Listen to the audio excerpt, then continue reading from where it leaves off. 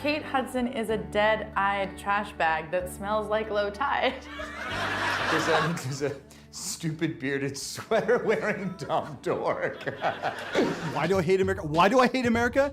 Skinny jeans, kale, the Raiders, people who say acronyms like BAE and claim to be woke. Do you even English, bro? Ajit Pai! Ha ha ha! That scamp is at it again. What with his movie promo campaign and famous pranking and laughing at all the silly people making fun of his modeling skills and what? Ajit Pai is not a famous celebrity responding to personal attacks, but a former Verizon lawyer, current ISP crony, and future dismantler of net neutrality? Then why is he choosing to ignore legitimate criticism of his attempts to remove current Title II classifications from ISPs and instead focus on a comparatively minor amount of misspellings and insults directed at him? And he cherry-picked these tweets. He did. It's clear by how irrelevant they are in the face of upcoming discussions and lawmaking of overwhelming importance. It's great to know that he finds his coffee cup famous, the movie The Big Lebowski hilarious, and casually insinuating statutory rape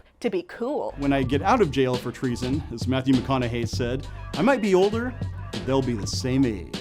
But we, and I cannot emphasize this enough, do not care about you, Ajit Pai. We only care about you insofar as we're concerned about your apparent interest, dare I say, giddiness, in empowering corporations over people. And I guess we care about your laughably transparent mission to throw away an opportunity for intelligent debate on net neutrality in order to distract people and make yourself feel cool and relevant. Oh, and by the way, if you're going to do that, number 1, BAE is not an acronym. 2, don't piss off Raiders fans. And 3, rejecting fashion and slang for the sake of making yourself sound elevated doesn't actually make you superior. It just makes you sound like a sociopath who Googled words to sound relatable to normal people. In skinny jeans, popularity has seriously waned. So at least be good at pretending to have a sense of humor. I guess what's really getting under his skin, though, is, suitably enough, a person, not an idea. And that person is John Oliver. What he's essentially suggesting there is that as soon as Title II came in, companies said, it, investing in infrastructure is way too difficult now, we're not doing it anymore. In fact,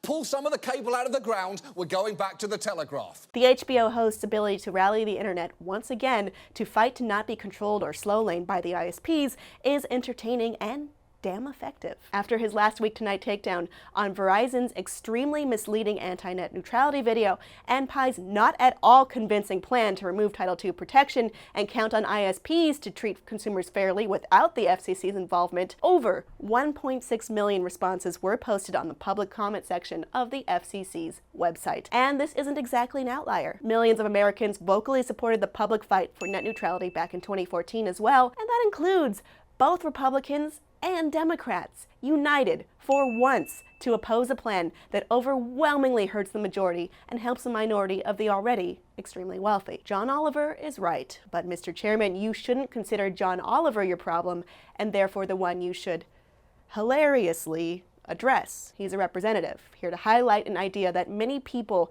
eloquently and logically explained on the FCC's own website. That you would ignore the massive American support and will for net neutrality and instead focus on yourself and your adorable quirks is infantile, obstructionist, and an abdication of your responsibility as a public servant. Frankly, you're beginning to look a little too much like your boss. Trump, you, and the other opportunistic capitalist cronies serving under him are doing great at distracting us from real problems that will screw Americans in the long run for short-term financial gain. I get it. The guise of a likable nerd is preferable to the corporate overlord who will destroy equal access to online information with flimsy pretenses and laughable guidelines that ISPs could easily work around. But before you do this again, that is fake news, man.